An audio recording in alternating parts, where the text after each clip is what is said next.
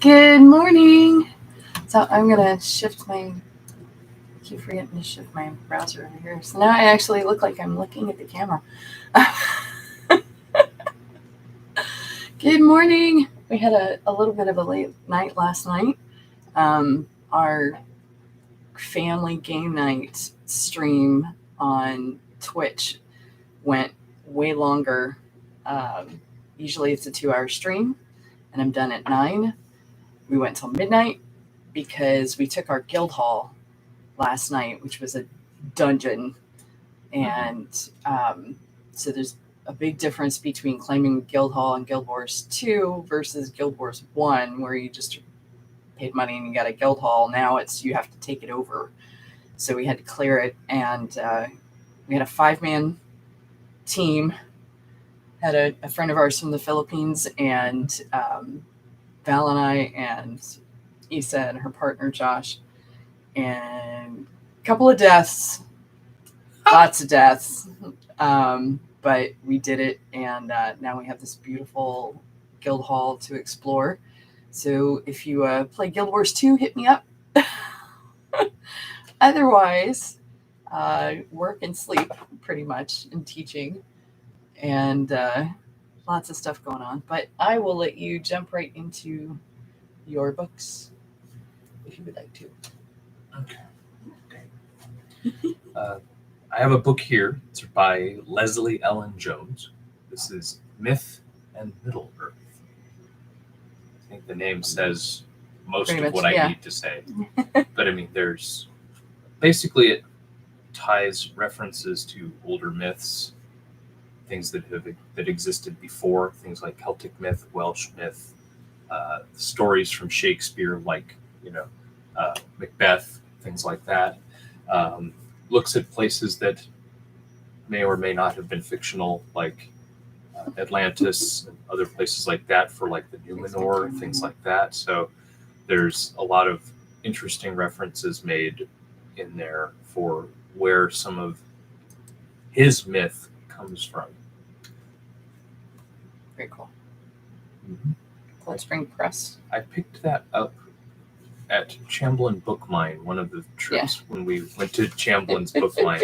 And you know that because they stamp all of the books that come into their store with Chamblin's Book Mine on the inside of them. So 2002. Mm-hmm. Very cool. And I like how it's laid out. So it goes into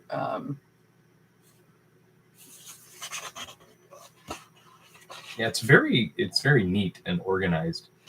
Yeah, I and like it's how it's divided by section. If you're looking for something specifically on the ends of the trees and the marching of the trees, there's a section in there on the ends specifically, and it's references to Macbeth, things like that. There's a reference to Aragorn in there, and Tristan and others. So there's some cool stuff in there. I love those new wine in old bottles. New wine in old bottles. Life stretched thin where the shadows lie. What have I got in my pocket? Riddles and prophecy. Man and Beast, Dragon Slayer, Bilbo, Beowulf, Sigurd, and Smaug for Dragon Slayer. Mm-hmm. Kings and Heroes, The Land Beneath the Waves. Mm-hmm. Crafty and Deep, Dwarves, Fairies by Any Other Name, Elves in the Tuatha De Danann. Magical Mayhem, Marching Trees. Mm-hmm. Which is Battle of the Trees, Burnham Wood, and the Ents. And then the Cosmic Couple, Celtic Divine Couples included in that. Philology, and the intro on Tolkien. Excuse me. Mm-hmm. Very cool. Mm-hmm. Book 2. Book 2 is... I was trying to remember his name and I couldn't. Ben Dutter. This is 5 Torches Deep.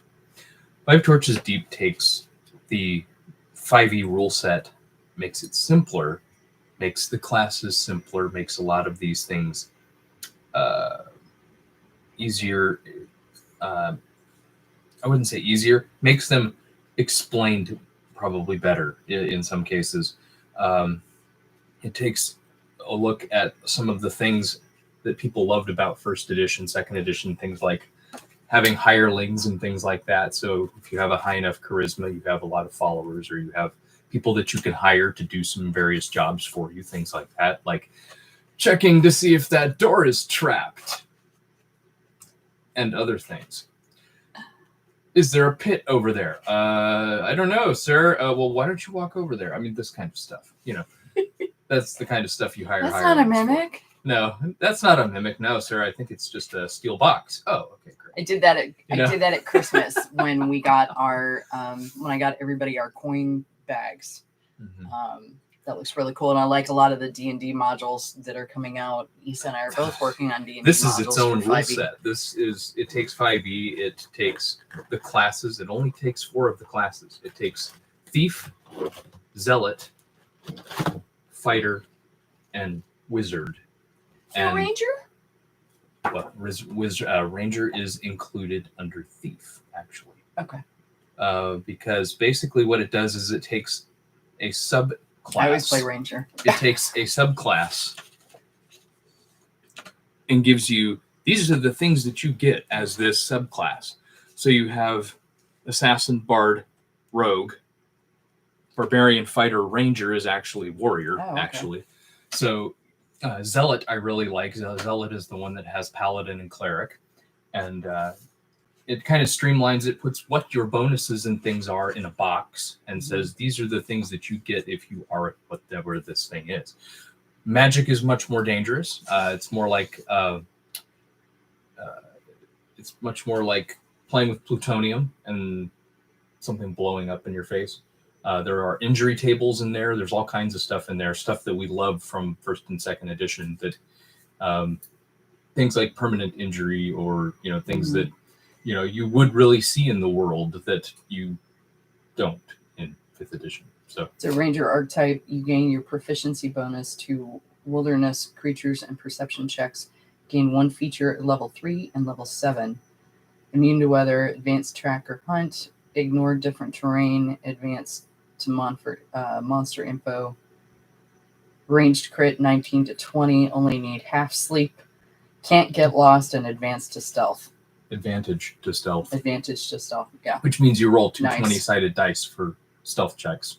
Yeah. Nice. So, yeah, there's some cool stuff in there. And the spell lists are only through 5th level spells, and there are only 5 spells per level for both wizard classes and divine classes. So they took the spell list and went crunch like this, and said, just like that. Yeah.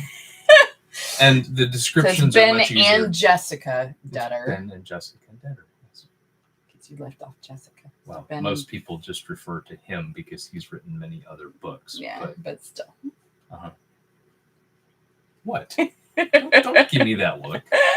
I would give you that. It's published under his name and everything else, and along with 6 other books or something by that author. So this is part of what I got everybody for Christmas, and I think I've shown you guys. But what I did was I put it in a box that was half wrapped, intentionally, and wrote on the top, "Definitely not a mimic."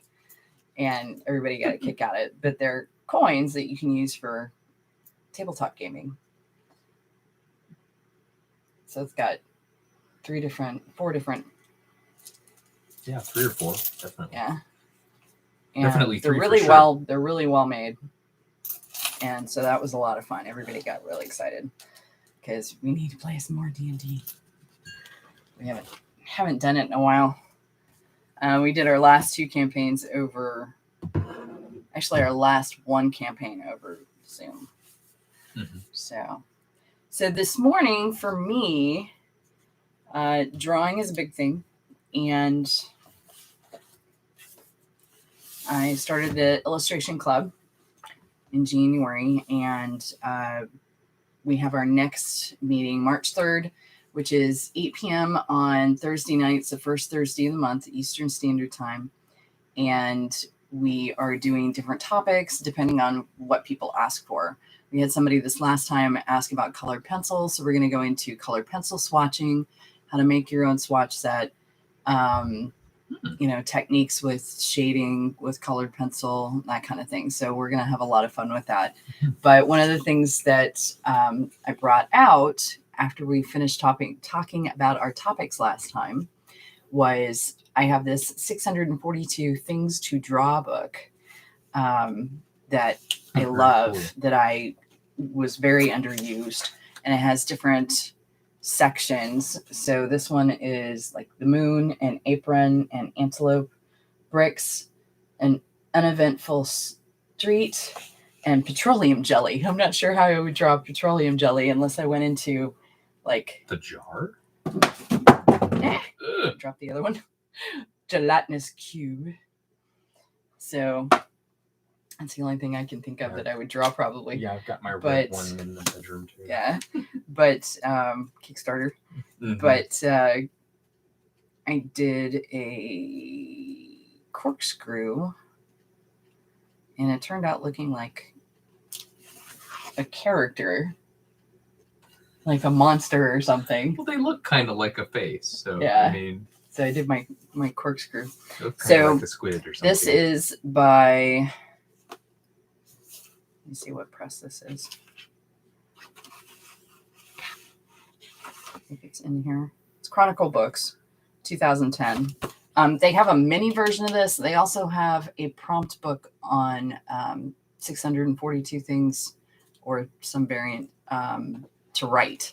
So there's a big writing one and the mini prompt version and a mini version. So I have a mini version that's tiny things to draw. That I love these books. These are awesome. Just about anything that Chronicle puts out is really good. I have to show you this. You found maps. Random maps. It's a map generator by color code. Oh, nice. So this is in his Five Torches book. It's a random map. Based on color. Generator. That's cool. So depending on what color you assign to the box, you make it that type of room or whatever. Yeah. I just opened up to the back and I was like, oh, she'd like that. Let me share that. So the other one I've got here is How to Make Books by Esther K. Smith. It's fold, cut, and stitch your way to a one-of-a-kind book. And it's Purgatory Pie Press. It's hardcover, nothing fancy. It's all craft brown, I love craft brown. And it actually goes into zines too, because that's a one-page zine. But it has, I got this local with Roby Books that unfortunately is not around anymore. But the Basic Instant book, which is the one-page zine, and it goes into different folds. And then it goes into stitching and different styles of zines back here. And then according books, more complex stuff. And if you've ever wanted to learn how to bookbind, this is a really good book. If you want to learn how to do zines, this is a really good book. I like the junk journal style stuff that they do in here. They go into the binding and everything, and it's just a solid first book if you want to get something like that. It's a little on the pricey side. This one's $25. You should be able to get it on Amazon for around that. I'll have links to that. You might even be able to find a used copy. Which, speaking of zines, What You Mean What's a Zine is a book that I've had several copies of and have gifted them to people. And it goes into the history of zines. It goes into zine trading, and it's got these little cool little graphic novel style explanations throughout, and very cool stuff on going pro on fanzines, how to do different binds for zines. This is a good first book for specific to zines on writing. There's personal essays in here. There's the evolution of self-publishing. pioneers and stamp lickers. This is great moments in zine history, and they include Benjamin Franklin, William Blake, Thomas Edison, and Samizdat, translated from Russian. Mm-hmm. So 1733, Benjamin Franklin self-published Poor Richard's Almanac, which was considered a zine. William Blake, artist, poet, and gradually perfected engraving techniques from the late 1700s through the early 1800s until his death in 1827. Thomas Edison invented the mimeograph, or stencil duplicator, in 1875. It was the predecessor to the modern photocopier, but relied on special stencils. I remember we had mimeograph. I think it was called mimeograph in school. They never teach you about they had anything the but like purple, the light bulb and things. Round. Oh, Edison invented a ton of stuff. Oh, I know, but the only thing they ever prop up is like, here you invented the light bulb. It's like, Tesla, okay, great. actually. So Tesla actually was the light bulb. Yeah, but it's not even right. That's the thing. It's like, okay. But elementary school, 70s for me. We had, I remember the drum with the purple ink, or the purple drum, where they would rotate it and they would run copies off. That is huge in the zine community. If you can get a hold of one of those, it's just like if getting a hold of an old vintage perforator.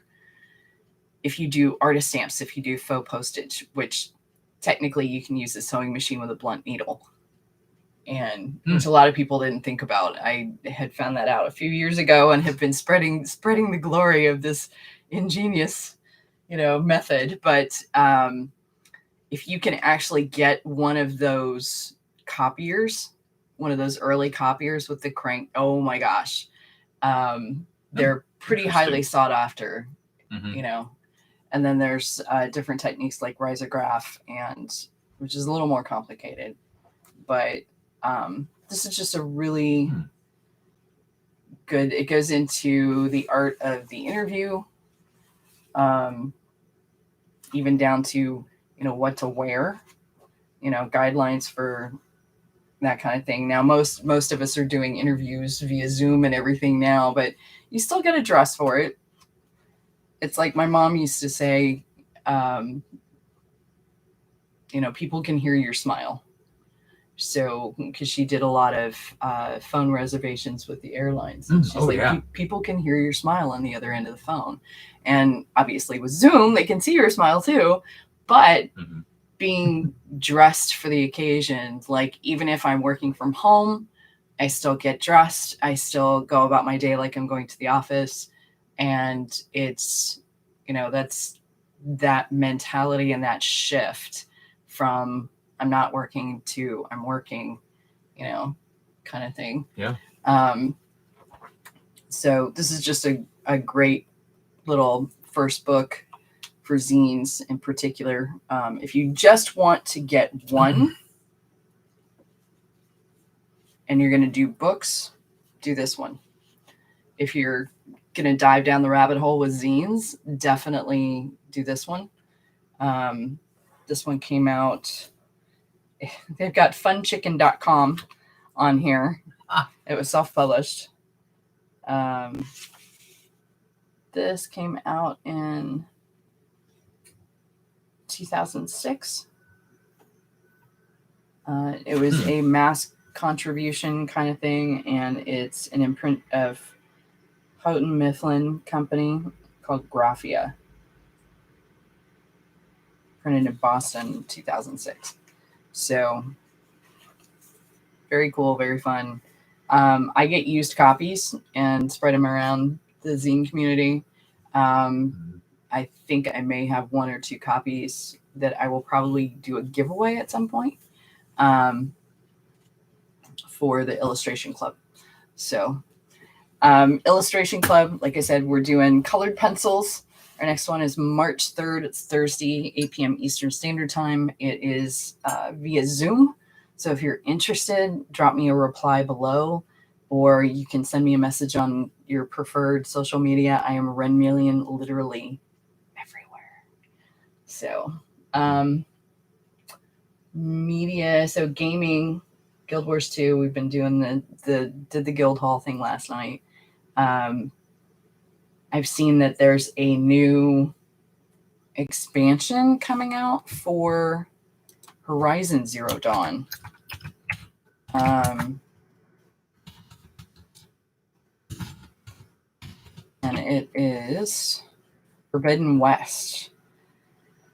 So that is going to be coming out for PlayStation from the looks of it. It's exclusive to PS4 and PS5. Upcoming. Interesting. It's not on PC? No, not yet. Well, it took forever for them to release Horizon Zero Dawn on PC. So as soon as it hit, I was on it. But this one's coming out on the 18th this month. And it looks pretty cool. But they were talking about that in the Game Hers group last night. Majestic, dangerous frontier that conceals mysterious new threats. It, as far as the look of the game, they may have different creatures and stuff, but it looks like there's more forests, sunken cities, towering mountains. Looks like San Francisco right there. Of a far future America. Yeah. I was going to say, that looks like Golden Gate Bridge. Yeah, it is. Yeah. So well, I know, I'm just saying. Yeah, so they're basically, it's San Francisco. they basically, I'll put a link to this, but cool. There's new creatures. Ooh. Here you go. Bristleback, Claw Strider, Slitherfang. You can kind of tell what those are. So that should be interesting, but that's coming out for PlayStation on the 18th. Like I said, they were talking about that in the Game Her app, which I've talked about, and I'll put a link to that below again. If you are female or identify as female and you are a gamer, it's a very wonderful, supportive community there. A lot of live streamers, every type of game possible, and just really cool. So I've been picking up different conversations on new games coming out and what people are excited about. And there's runs the gamut. I mean, there's the ones we play. There's a lot of the horror games. There's a lot of, there's some cool horror games out there, actually. Yeah. What's the other one? What's the one? Plague. I've been watching I'm trying to remember the one that was on Steam that I saw that Plaguetail. You can download that. It's on Steam. It looks very like early 90s Matrix. It's got like the green screens and I'm having to put my birthday in it. That kind of stuff. I can't remember the Guild name Wars. Of that one. End of Dragons. Yeah, is coming out it's the February new, 28th. Yeah, because it looks like modern day Tokyo, and I'm wondering how they're going to make it fit. Because honestly, it's you have a personal bot. I need to show you that video. It's kind of like you can get a personal bot. They're crafted by the shifting jewelers. From not necessarily Middle Ages, but put it this way: Plaguetail. I'm having to put my birthday in. Yeah. So that's usually it is a very violent game. It is not for the faint of heart. Yeah, it says 18+. It's a grim tale of young Amasia and her little brother Hugo in a heart-rending journey through the darkest hours of history. It is a beautiful game in a Hammer horror sort of way. So it's not for the faint of heart. And I've watched people do the playthrough. Nice. And if you like, gothic, dark horror games, not just dabbling in, phasmophobia or something. Plaguetail is pretty intense, but it's beautiful. It's well done, and creepy in a lot of ways. But so that's another one. Some of the indie games I've got on my wish list. I'll share the wish list on Steam. But there's some really cool indie games that I've been kind of eyeing. Trying to think. Shifting, not gaming, but streaming.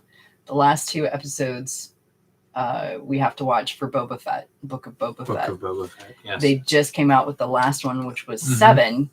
So they didn't even do 8 or 10, because usually they'll do 8 episodes, 10 episodes kind of thing. So the last one is 7. I won't do any spoilers or anything because we haven't seen the last 2 and I don't want to do that for somebody else. But Book of Boba Fett is incredible. Love it. If you enjoyed Mandalorian, you should enjoy. Simply go watch it. Yeah, you should enjoy this. If you haven't watched Mandalorian, go watch it first. Yeah. But there's 10 episodes, I think, for the 2 seasons. I think both were 10 for Mandalorian. I think 8 or 10, yeah. Like I said, they range in that number. Yeah, kind of like Game of Thrones was 8 for the last season there. I think it was 8 issues, 8 installments. Well, I know. And 2 of the last Sherlock 3 Holmes was 10. were longer on Game of Thrones that last season. They were like a little longer than they usually make them. So yeah, which is probably why they only went to like 8. Yeah. So you're trying to wrap everything. That many plot lines. Oh my gosh, George R. Martin. I've seen the memes for Game of Thrones for like the beginning of Game of Thrones. The horse drawing. The horse drawing where it like the horse is like a complete horse. It's the back end. And then by by the time you get to the front end of the horse has this like droopy nose and is drawn in like black ink. So it starts out with this really highly detailed, like engraving style, drawing on the back end of the horse. And by the time you get to the beginning, the head of the horse, the drawing style has shifted, like it's in sections. And then the head looks like it's been doodled by a 2-year-old. So it's pretty cool. Good morning. The only game I play anymore is Star Trek Online. Good morning. Aggressively relaxing. STO. I totally get behind your name. STO. It's great. And we just got Kate McDrew back. It's Jadeway. Yeah, Boba we loved it. We binge watched the first 5 episodes. We have a friend that's got a 50-inch TV. So we go over there and we binge stuff. We did all of Mandalorian the first season and then did it again for the second season. We were up till like 2:00 in the morning. He's like, okay, we got to start earlier because I had to work the next day. So, but yeah, I'm loving it. And I'm curious to see what they're going to do after Boba Fett, because that these have been so successful. I know there's probably going to be another season of Boba, I hope. I honestly have been trying to stay away from it because we haven't watched the last 2. So we're going to watch the last 2. And then I'll start digging in to see, news media on what's coming out or what they're doing next or, that kind of thing. But yeah, I'm excited. So very, very cool stuff. So is there anything else you're playing or not playing, but watching that's interesting that you think we should check out? If you haven't seen it, The Expanse is good. If you're a Firefly fan, which I run the Kentucky Browncoats, there will be a link down below. I talked about it last time. And Firefly and Serenity are a thing for us. But if you like Firefly and are sad that there was only 1 season, Expanse is a really good show. So we really like that. And then it's like, okay, which ship do you want?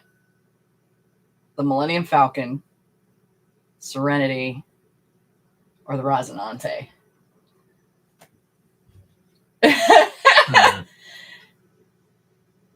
I mean, he's actually pausing. Mm-mm. Usually it's Millennium Falcon. No, I don't have to pause there. But Millennium Falcon? Yeah. Yeah. I don't know. I kind of like Serenity. It goes faster than light speed. None of the others do. Well, technically the other one does too. But. Yeah. Rosinante is pretty cool though too. I mean, it's got the more advanced stuff than either of the other two. Yeah, I mean, and it's a gunship. They commandeered it from the military though, so it's a gunship. Yeah. First and foremost, it's a battle cruiser, so it's like, okay, like you're gonna need a military crew for that one.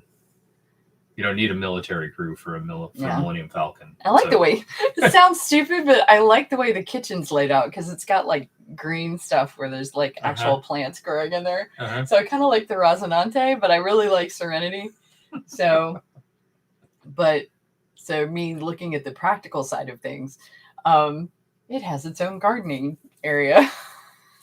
It has hydroponics in the kitchen. You might need that. Yeah. That's important. Grow your own food. That might come in handy. GOT series was weird. Game of Thrones series was so weird. The books are doing this wonderful thing where it started very realistic and then it ramped up to dragons and princesses locked in towers, but the series got bored, I guess.